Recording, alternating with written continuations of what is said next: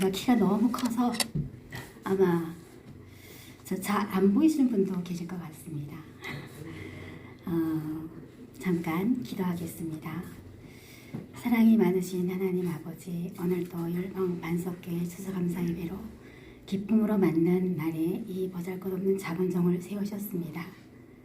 저희 입술을 주장하여 주시사 살아계신 하나님 아버지를 만날 수 있는 큰 축복을 선물로 주신 하나님의 사랑을, 은혜를 나눌 수 있는 시간이 되게 하여 주시옵소서. 오늘 또 추수감사 예배와 또 세례식과 또 성찬식을 위해서 많은 수고를 하신 목사님을 비롯한 장로님들, 집사님들 있습니다. 부으신구 수고 노고의 주님 갑절의 배로 축복하여 주시옵시고 가정과 사업장에 하나님의 큰 축복이 임할 수 있도록 인도하여 주시옵소서. 예수님 이름으로 기도합니다. 간증을 제가 해봤을까요? 많이 해보진 않았습니다. 그래서 간증이 뭔지도 모르고 이 자리에서 말할 수도 있습니다. 근데 제가 좀 두려운 것은요, 우리 아이들이 배꼽시계가 지금 올릴 시간이 얼마 안 남아서 아이들이 버텨줄지를 모르겠고요. 굉장히 말이 조금 길어져도 배꼽시계가 올려도 우리 친구들 조금 인내해 주시는 그런 시련을 여기서 감내해 주시면 감사하겠습니다. 제가 예수님을 만나기 전의 삶과 예수님을 만나게 된 계기, 또 예수님을 만나서 베풀어진 하나님의 축복과 또 앞으로의 예수님을 따라서 함께 동행하면서 가는 삶의 각오에 대해서 간단히 이야기하고자 합니다.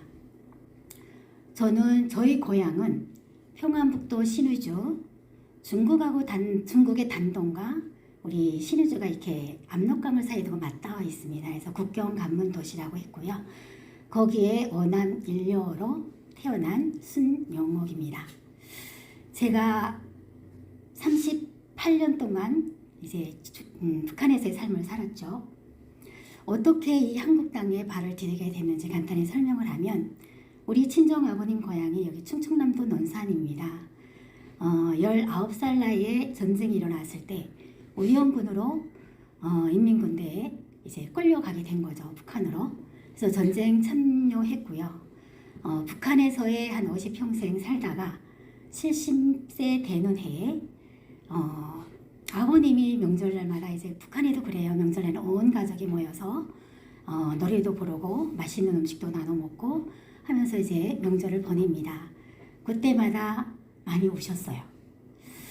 고향에 가고 싶어서 갈 수가 없잖아요. 그런데 남과 북이 만남을 이어지는 그런 이산자 가족 상봉도 있었습니다.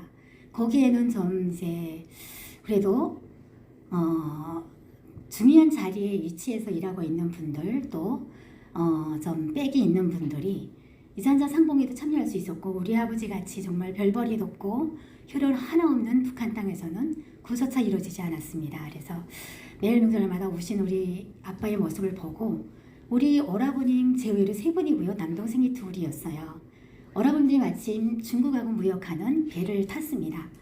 그래서 중국에서는 이 한국에 올 수 있더라고요. 사설 여행자들이 돈 벌러도 오고 여행으로도 오고 왔습니다. 그래서 대방들하고 연계해서 아빠 고향을 찾아갈 수 있는 방법이 있는지 알아보던 도중에 3년을 준비해서 2002년 이 한국에서는 부산 올림픽으로 정말 붉은 물결이 휩쓸 때, 그때 그 해에 8월 19일 날 우리가 48시간 항해해서 배를 타고 남한 땅에 덫을 내렸습니다. 그래서 한국 땅을 밟게 됐고요. 70평생의 이 고향을 밟은 아빠의 마음은 굉장히 편안해 보였고, 20년 넘게 한국에서의 삶을 살았을 때는 정말 안정적인 삶을 살다가 기쁜 마음으로 가셨을 것 같습니다. 그래서 20년도 추석 맞으면서 돌아가셨는데, 그때까지 고향에서 정말 잘 편안하게 살다 가신 거에 저는 많은 이제 하나님의 축복이 따르지 않았나라고 생각합니다. 제가 외남동료로 자라나서 유년시설을 보내고 초등학교, 고등학교 시설을 보내고 거기에서 이제 일사범대학을 나왔습니다. 신호주시에는 이제 일사범대학과 이사범대학이 있었는데 거기 일사범대학 어문학부를 나왔어요. 여기하고 조금 과가 다루고 모든 대학들의 또 전 편성도 우리 북한하고는 좀 차이가 있더라고요. 와서 보니까. 그래서 사범대학 원문학부를 나와서 국어, 한문을 중학교 학생들에게 가르치는 교사가 되었었습니다. 출가 전까지는 이제 교사를 했고요. 출가에서는 정말 가정주부로 14년 우리 14살 때 우리 여기 한국 땅을 밟았으니까 그때까지는 주부로 살았습니다. 그러다가 지금 대한민국에 와서 40일 동안의 국정원에서 이제 심사를 받습니다. 온 가족이 뭐 진짜 간첩이 아닌지 정말 북한에서 왔는지 뭐 이런 것들을 이제 취조한다고 그래야 되나요? 상담한다고 그래야 될까요? 그래서 그런 절차를 40일 동안 밟았습니다. 왜 중국에서 살다가 넘어오신 분들은 한 15일, 일주일이면 이제 하나원으로 퇴소를 하나원으로 가는데 우리는 좀 북한이 2002년도에 경제 개편을 했어요. 그래서 시행은 안 된 상태에서 우리가 떠나왔기 때문에 가장 많이 제가 올 당시에는 이제 북한에서 가장 많이 하는 가족이라고 생각했기 때문에 좀 이제 상담을 많이 했던 것 같습니다. 그래서 40일 동안의 국정원 이제 취조를 받고 그리고 하나로 넘어가서 이제 한국 경제에 대해서 교육을 2달 동안 받습니다. 그래서 거기서 받고 그 2022년 11월 25일 날 여기 서울시 양천구 푸른마을로 집을 배정을 받아서 나오게 됐습니다. 사회에 첫 발을 디뎠는데 하나원에서 교육도 받았는데 처음에 나와서 저의 삶은 무엇부터 해야 될지 진짜 갈피를 잡을 수가 없었습니다. 그래서 교사를 하다 왔으니까 교사의 길을 걷고 싶었던 마음이 제일 처음으로 들었었고요. 교사를 할 수 있나 알아봤더니 제가 38세 왔다 그랬잖아요. 다시 사범대학을 나와야 된대요. 근데 대학을 졸업했기 때문에 학력은 인정해 줬는데 서로 다른 것을 배우고 자라왔잖아요. 그러니까 경력은 인정을 안 했습니다. 자격을 인정을 안 한 거죠. 다시 사범대학 편입해서 다녀야 됐었고 그때 저희 손에 들은 거는 뭐 돈은 그다지 많지 않았습니다. 정착금은 38살 되니까 33살까지 대학 등록금을 국가에서 줬습니다. 근데 저는 그 해당 사항에 안 들어갔고요. 처음에 등록금도 마련해서 달라면 힘들겠다라는 생각이 들었고 또 교사 사범대학 졸업하고 임용고시를 봐야 되더라고요. 임용고시 보고 교사를 할 수 있을까를 알아봤을 때 좀 더 힘든 상황이 왔습니다. 그래서 임용고시를 보고 교사대회에 들어서기 위해서 준비하고 있는 많은 분들, 준비한 많은 자격이 있는 분들이 줄 서서 있다네요. 그래서 저는 그 길을 포기했습니다. 무엇을 할까 생각하다가 음식을 조금 한다고 제 나름대로 생각했는데 여기서는 그게 인정이 안 된 줄은 몰랐죠. 그래서 식당에 가서 음식 문화를 배워서 식당을 하나 차려서 내가 데려온 우리 2딸 정말 행복하게 잘 키워서 사회에 내놓자라는 게 저희 또 우리 가족의 꿈이었습니다. 그래서 제가 들어간 게 요리학원이 아닌 식당이었습니다. 식당에 들어가서 하는데 제가 교사 생활 하다가 주부 생활만 14년 하다가 왔다 그랬잖아요. 3년 반을 식당에서 일했습니다. 근데 3년 반 만에 얻어진 것은 돈이 아니라 건강을 잃은 것이었습니다. 피순환이 안 돼서 밤에 잠도 못 잤고요. 주무르다가 다음날에 또 일하러 나가자고 생각하면 그게 정말 지옥으로 가는 길이었던 것 같아요. 막 힘든 걸음으로 가긴 가는데 가서 또 제가 일을 잘못하면 다른 분들이 힘드니까 정말 몸이 불사르리 정말 열심히 일을 했어요. 그러다가 이게 아니다. 돈을 많이 벌어서 아이들을 뭐 부자로 만들거나 또 멋지게 키우기는 그런 내가 이제 건강을 잃으면 더 안 좋은 상황이 올 수도 있겠다 하고 그 일을 포기하고 컴퓨터 학원에 들어갔어요. 그래서 컴퓨터 학원에 들어가서 배우면서 정보를 알기 시작했고 우리 대한민국이 급속도의 경제 성장을 하면서 사장의 계층과 또 소외된 계층이 있다는 것을 알고 그때 많이 필요한 직업이 무엇인가 찾아봤더니 사회복지 전문가들을 필요로 했습니다. 그래서 사회복지를 배워야 되겠다. 전문가가 돼야 되겠다 해가지고 2006년 3월부터 국제디지털대학교 온라인으로 공부하는 사이버 대학에 입학을 했습니다. 그래서 거기서 2년 편입을 해서 공부를 하다가 수강생을 잘못해서 1년을 이제 더 공부해야 되는 그런 시점이 와서 할 수 없이 한 과목 때문에 더 끌어야 됐었는데 그때 마침 2개 자격증이 더 나왔어요. 그래서 그 과정을 또 수강시청에서 배워서 3년 반 만에 5개의 자격증을 이수하고 사회에 나왔습니다. 자격증을 가지면 저를 쏘주는 기관들이 있는 줄 알았어요. 사업장이 있는 줄 알았습니다. 근데 아니었어요. 그래서 또 컴퓨터도 검색도 해보고 하다가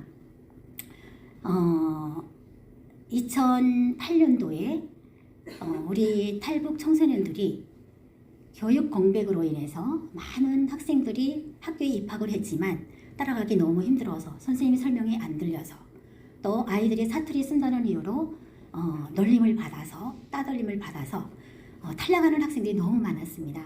그래서 한국교육개발원에서 대책을 취한 게 북에서 교사 오신 선생님들 20명을 선발을 해서 교육을 160시간 줬습니다. 그래서 그 교육을 받고 방과 후 교사가 되었습니다. 그래서 찾아가는 방과 후 멘토링 교사로 우리 탈북민 분들의 자녀들이 있는 집을 방문하면서 이제 가르쳤습니다. 그러다가 어떤 대안학교를 방문하게 되었어요. 근데 그곳에는 5살 아이부터 12살 아이에까지 초등학교 미취학 아동들하고 초등학년의 아이들이 있었는데 저는 이제 48시간 항에서 배 타고 왔잖아요. 평안북도 신해주에서 한 60리 나와서 신미도에서 배를 타고 48시간 항해에서 왔는데 이런 아이들이 있다는 것은 꿈에도 몰랐죠. 그래서 저 두 딸도 제 품에서 키웠는데 왜 얘들이 이 학교에 있지? 기숙사 생활까지도 한대요. 그래서 얘들이 왜 여기에 있지라고 생각했을 때 또 대표님하고 이제 상담하는 과정에 우리 탈북민들이 중국에서의 삶과 우리 아이들이 태어난 그런 삶에 대해서 또 겪는 그 아픔과 어려움에 대해서 듣게 되었습니다. 그래서 교사였던 저는 사회복지사로 또 자격증을 가지고 있던 저였어서 이 아이들을 키우는 어떤 일을 하면 보람이 있겠다라고 생각을 했어요. 그래서 그때 제가 방문했던 대한교육시설에 대표님의 초청을 받고 사회복지사로 이제 취직을 하게 되었습니다. 그래서 취직을 해서 우리 탈북민 자녀들을 처음 만나게 됐고요. 거기에는 이제 그때 당시에는 중국에서 태어난 아이들이 별로 한 10% 정도 아이들밖에 되지 않았어요. 다 북한에서 태어나서 제3국을 통해서 대한민국에 들어온 우리 아이들이 더 많았습니다. 그래서 중등급 청소년들은 중국에서 태어나면 우리말을 정말 한마디도 알아들을 수도 할 수도 쓸 수도 없는 상태였고요. 우리 북한에서 태어나서 왔다는 친구들도 3년, 4년, 5년간의 교육 공백이 있습니다. 왜냐하면 중국을 거쳐서 태국, 몽골, 베트남, 라오스 뭐 이런 여러 삼국을 거쳐서 오다 보니까 정말로 힘든 상태였습니다. 그래서 이런 아이들을 케어하는 그런 정말 건강하게 키워야 되는 그런 교사가 되어야 되겠다 하고 제가 차린 것이 이제 우리 아이들을 만나게 된 계기였습니다. 제가 하나님을 믿게 된 계기는 제가 국정원에 40일 있었다 그랬잖아요. 하나님이 뭔지조차 모르고 살았습니다. 북한에서는. 네, 한 인간을 정말 하나님처럼 섬기면서 우리의 아버지인 김일성 원수님, 우리의 당은, 우리의 품은 당의 품 이러면서 이런 노래를 부르면서 살아왔어서 하나님이 뭔지도 몰랐고 하나님이 계시는 줄도 몰랐어요. 그런데 40일 동안의 국정원 생활할 때 어떤 분이 찾아오셨습니다. 우리 호실로 아이들하고 저하고 이제 국정원 어떠한 방에 있었는데 찾아오셔서 여러 가지 이제 어떤 북한의 어떤 고향에 대해서 얘기를 나누다가 이런저런 얘기를 하시다가 교회 한번 나와 보실래요? 라는 소리를 저는 뭐로 들었냐면 교회 국장의 공연 보러 나오는 소리를 들었습니다. 저 너무 기뻐서 계속 갇혀 있으니까 한 발자국도 밖에 못 나갔었어요. 40일 동안. 그러니까 교회에 나가겠습니다 라고 했던 게 교회의 문턱을 넘는 첫 발자국이었어요. 그래서 너무 기뻐서 제가 데리고 있던 애들이 우리 조카들 다 데리고 있었으니까 한 10명의 아이들 데리고 있었죠. 내일 우리 공연보러 나갈 거니까 예쁜 옷들 머리맡에 넣고 자다가 나가자 했더니 장로님한테 몇 시에 가나요? 했더니 새벽 5시에 나오래요. 무슨 공연을 새벽 5시에 보지? 라는 아이러니한 생각도 했지만 더 따지지 않았어요. 그냥 공연 본다는 생각밖에 안 들었습니다. 그래서 애들을 아침 5시에 알람을 맞춰놨다가 깨워서 예쁘게 차려입히고 데리고 나가서 우리 경찰들이 안내를 받으면서 경찰이 아니었죠. 군인들이었어요. 우리를 지키는 분들은. 군인들 안내를 받으면서 어떠한 문 앞에 도착했는데 노래소리가 힘차게 들렸는데 그게 찬송가였던 거예요. 찬송가인지도 모르고 무슨 노래를 하는구나. 공연하기 전에 무슨 노래를 한다 하고 애들 데리고 들어갔더니 앞에 예쁜 집사님들이 노래를 예쁘게 부르고 계셨고 이 방청객에는 저희하고 함께 넘은 20여 명의 가족들과 또 다른 탈북민들이 있었습니다. 그래서 들어가서 앉았던 그때 처음 우리 온 가족이 마주 앉았던 거였죠. 그래서 성경책 시커먼 책을 하나씩 줬어요. 그래서 그거를 끼고 가서 앉았더니 집사님들이 돌아다니면서 이제 찬송가 다 펴주고 이런 안내를 했습니다. 그때 처음으로 불렀던 노래가 뭐였었냐면 우리가 배 타고 왔다 그랬잖아요. 345장 캄캄한 밤 바람 불 때였습니다. 그 노래를 듣던 순간에 저도 모르게 울음이 터져 나왔어요. 왜냐하면 배 타고 오던 가정에 우리가 양수기가 고장나서 배가 정말 이 날새 한 마리 안 날아다니고 수심이 깊은 날바다에 멈춰서게 됐습니다. 그 양수기가 뭐냐면 기관을 식혀주는 양수기였어요. 바닷물을 끌어올려서 기관을 식혀줘야 기관이 가열되지 않아서 터지지 않고 무사히 올 수 있는데 그 양수기가 고장나니까 우리는 꼼짝없이 이제는 고기밥이 되겠는지 배가 뒤집히진 않겠는지 이런 정말 생사기로에 놓인 거죠. 이 노래를 부르는 순간에 그 정말 날바다에 서서 7시간 동안 배수리하는 동안 정말 몸을 두려움에 떨면서 이제 있었던 그릇들이 주마등처럼 흘러 지나가서 우리 가족 모두가 울었던 것 같아요. 거기서 정말 수리 못하고 있었으면 뭐 고기밥도 될 수 있었고 대한민국 땅에 발을 아마 들여올 수도 없었겠죠. 그래서 그때 우리 어머님이 하시는 말이 있었어요. 제가 유독 배머리를 안 했기 때문에 21명의 식사를 제가 챙겼었습니다. 그래서 밥을 지었던 건데 너무 멀미가 심하니까 이제 죽을 쓰기 시작했죠. 밥을 못 먹으니까 우리 어머님이 배가 멈춰서니까 북한에는 무당밖에 없어서 여기도 이제 무당들이 있지만 일이 안 되면 무당한테 찾아가는 게 우리 어머니 일이었습니다. 집안일이 안 되면 저한테 하는 말이 영호가 밥 해서 솥수로 떠가지고 배모래 가서 뿌리래요. 이게 어떻게 보면 이제 살려주십사 하는 어떤 간절한 마음이었겠죠. 그래서 저는 이제 서서 가지고 오다가 벌렁벌렁 기어서 배 앞코승에 가서 이제 소금을 섞어서 밥을 뿌리는 일을 했고요. 우리 남편은 그래도 크리스찬 집이었습니다. 지하 교연이 있었고 부모님들이 구석에 살았는데 너무 어릴 때 어머님이 돌아가셔서 이제 전도는 못했었죠. 그런데도 누나들이 하늘에 하나님 아버지 계셔라는 말을 했기 때문에 제일 어렵고 힘들 때 이렇게 십자가를 구우면서 기도를 해라 라고 했던 말이 기억이 났대요. 이 사람은 가서 십자가를 구우면서 기도를 했대요. 그러면 우리 한 배에 귀신을 섬기던 저와 또 하나님을 간절히 구원을 바라면서 기도할 우리 남편이 있었습니다. 그래서 그때 생각이 나서 저도 모르게 눈물이 나면서 그 찬송가를 불렀던 기억이 지금도 생생합니다. 그렇게 만나게 된 예수님이었어요. 그때부터 예수님이 누구신지, 예수님이 어떤 분이신지 알고 싶잖아요. 그래서 아침 새벽 기도마다 조카들 데리고 매일 나갔습니다. 그리고 40일 여정 마치고 하나원에 가서도 2달 동안 계속 예배 생활을 했습니다.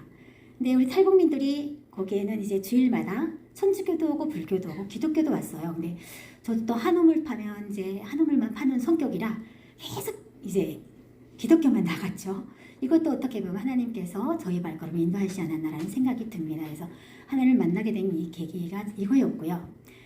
제가 식당 일을 했다고 그랬잖아요. 식당 일 하면서 하나님을 섬길 수가 없었어요. 주일 또 일했기 때문에. 그래서 잠깐 동안 3년 반 동안 예배 생활을 못하고 하나님을 떠나서 살았습니다. 그러다가 우리 아이들을 만나게 됐고 결혈학교라는 이제 학교를 설립하게 됐고 정말 없는 제가 북한에서 돈을 가지고 오진 않았고요. 여기서도 부자가 되기는 너무 길이 짧았고 돈이 없어요. 그런데도 우리 아이들을 보면서 이 일이 내가 가지고 있는 사명감이다 라고 생각하고 어떻게 보면 하나님께서 주신 사명감으로 생각했던 것 같아요. 그래서 차렸습니다. 그런데 가장 어려웠던 거는 아이들을 24시간 생활보호도 해야 되고 교육보호도 해야 됐었어요. 종사자들도 몇 명 있었지만 운영난이 가장 굉장히 힘들었고요. 또 운영하다가 또 시기도 받았고 또 뒷북도 맞았고 이러면서 여러 어려움을 주셨습니다. 하나님께서. 근데 제가 누구한테 하전할 수는 없잖아요. 그래서 제가 매달릴 거라고는 오직 하나님밖에 없었어요. 그래서 그때부터 어떻게 보면 하나님만이 우리 교회학교를 살릴 수 있는 분이라고 생각했던 것 같아요. 그래서 무릎 꿇고 기도하기 시작했는데 더욱 간절하게 기도한 거는 학교를 세워서 설립해서 이제 운영하던 중 우리 남편이 본의 아니게 좀 권고를 겪게 됐어요. 뭐 학교를 뺏었다, 뭐 이런 분들, 뭐 이제 이렇게 경찰서에 신고가 들어가지고 좀 싸움이 일어나서 또 되게 싸워서 이거로 인해서 감옥 1년 정도는 갈 수도 있겠다라는 그런 이제 권한을 겪게 됐었죠. 그래서 제가 일을 안 했었더라면 우리 남편이 이런 일은 없었을 텐데라는 것도 생각하면서 우리가 안 해도 될 일을 하는 건데 왜 하나님은 우리 편이 아니시지라고 또 하나님 원망도 했었어요. 그래도 원망만 하고 있을 수는 없어서 감옥에 간다는데 1년 동안 감옥에 가면 학교도 할 수 없잖아요. 그래서 새벽 기도 나가기 시작했습니다. 가까운 교회에 나가서 정말 무릎 꿇고 기도했습니다. 울면서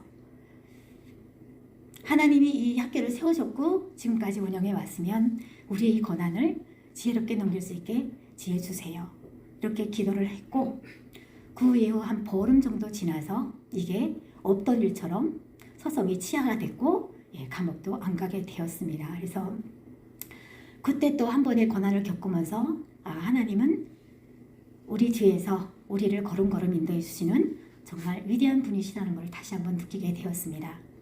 2012년 9월쯤에 이제 우리 아이들을 제가 다니는 교회에 버스로 안내하면서 이제 데리고 다녔는데 그 데리고 다닌 이유 중에 하나는 우리 아이들을 하나님의 믿음의 자녀로 키우겠다는 생각보다는 우리 운영을 좀 도와주시는 교회가 되주십사라고 데리고 다녔던 것 같아요. 그러니까 우리 아이들도 은혜가 안 됐었고 우리도 은혜가 안 됐고 조금 주차 문제나 이런 문제가 있을 때마다도 조금 원망이 있었던 거고 미워하는 마음도 들었었던 적이 있습니다. 근데 그러다가 이게 아니다라고 생각하고 우리 학교에서 주일날 1시간 동안 이제 예배를 드리는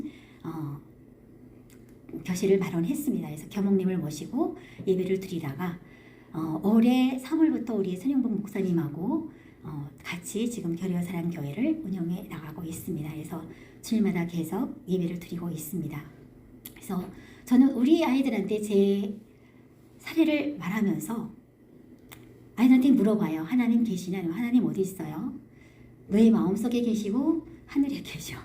내 마음속에 계세요. 이러면 이제 아이들이 그래도 수긍을 안 해요. 근데 제가 바라는 건 뭐냐면 우리 아이들이 사회생활 나갈 때 많은 어려움들과 고난들과 또 있지 않겠습니까? 저처럼 또 우리 아이들 남들 겪을 것입니다.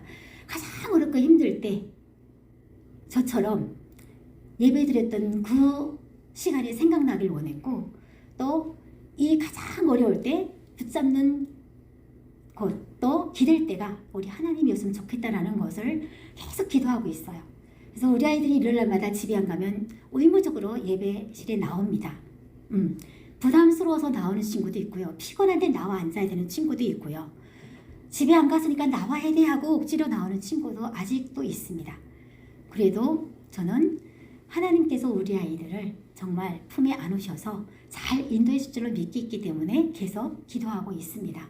그래서 많은 분들이 아직 우리 아이들의 미래를 위해서 꿈을 위해서 또 건강한 삶이 되기 위해서 아직도 기도를 많이 하고 있고요. 그리고 정말 엉성하게 처했던 우리 교리학교에 정말 혼자 한 명 없었었어요.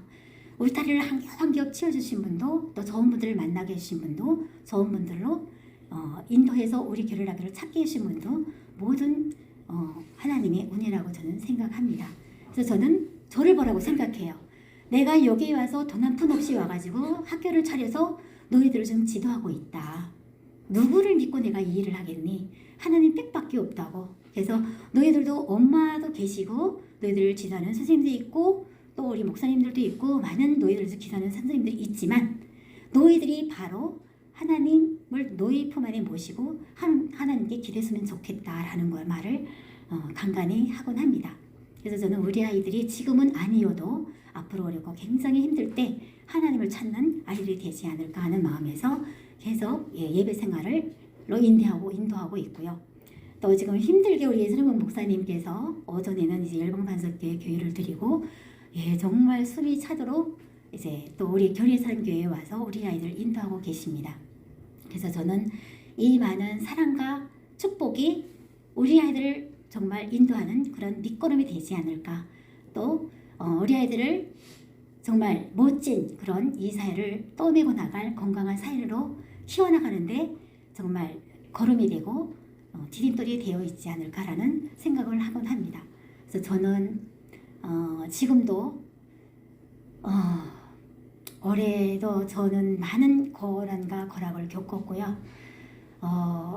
지금도 또 어머님을 지금 중환자실 모시고 지금 오늘 달려왔었고요. 앞으로도 저에게 이렇게 쉽지 않은 길인 것 같습니다. 그래서 언젠가는 또 주저앉고 싶을 때가 있을 것이고 고난도 있을 것이고 어려움도 또 있을 것이라고 생각합니다. 그러나 저는 항상 하나님 한 분만이 저의 뒷배가 되고 저를 또 인도하시는 분이시기 때문에 두려움 없이 앞으로도 이 길을 계속 이어가고자 합니다. 그래서 제가 지금 기도하고 있는 거는 처음에 와서 기도했던 거는 북한에서의 넘어왔던 우리 제가 왔을 때 3,000명의 탈북민들과 학생들이 있었어요. 그렇게 많은 아이들이 와줄 줄 모르고 저를 이렇게 5손가락에 꼽을 만큼 우리가 배 타고 온 가족이다 해서 5손가락에 꼽을 만큼의 사람 중에 한 사람일 거로 제가 생각했거든요. 일주일 있다가 이제 안내를 받아서 식당에 처음으로 내려갔어요. 이제 날라다졌거든요. 바보 일주일 동안 저사하면서 내려가니까 뭐 귀걸이 예쁘게 하신 분들, 뭐 정말 높은 구두 신는 그런 분들 너무 많은 거예요. 그래서 저를 상담했던 선생님한테 이분들 다 누구세요? 우리를 감독하고 감시하는 사람들은 아닌 것 같고 했더니 웃으면서 탈북민들입니다 라는 거예요. 이분들이 다 어떻게 왔죠? 저는 배를 타거나 비행기를 타거나 이것밖에 인종계제가 없으면 못 하는 줄 알았거든요. 그랬더니 제 상국을 통해서 왔다는 거예요. 그래서 그 소리를 듣고 깜짝 놀랐어요.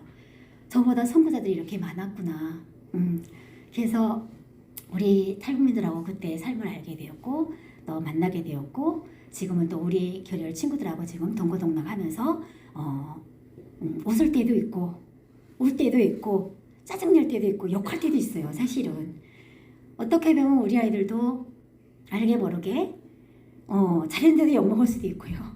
잘했는데도 칭찬 대신에 짜증을 들을 수도 있어서 좀 아마 분노가 치밀 수도 있습니다. 근데 우리 탈북 청소년들 자체가 지금 우리 탈북민들도 여기 와서 정착하려면 어려워요. 중국에서의 삶이 그 순탄한 삶이 아니었고요. 가정폭력 속에서 살았거나 뭐 또 인신매매로 팔려갔거나 이렇게 정말 사람 대접을 못 받으면서 살았던 우리 어머님들 삶이 있습니다. 그래서 우리 어머님 자체도 정신적으로 많이 건강하지 못하고요.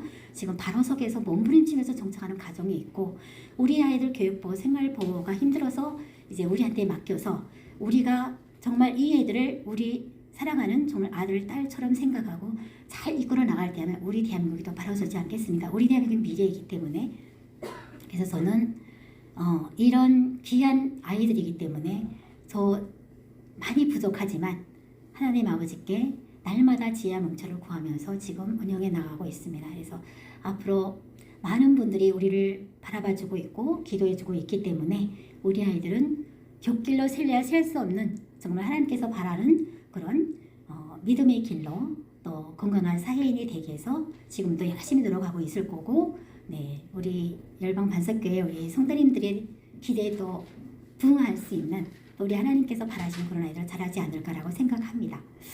제가 많이 여기다 이렇게 적어봤는데 이거를 볼 수가 할 수 없어요. 그래서 제 나름대로 그냥 이야기했는데 모르겠습니다. 은혜가 됐을지는 모르겠고요. 앞으로 많이 지켜봐 주시고 많이 응원해 주시고 네 함께 이 길을 가주시면 감사하겠습니다. 이상입니다.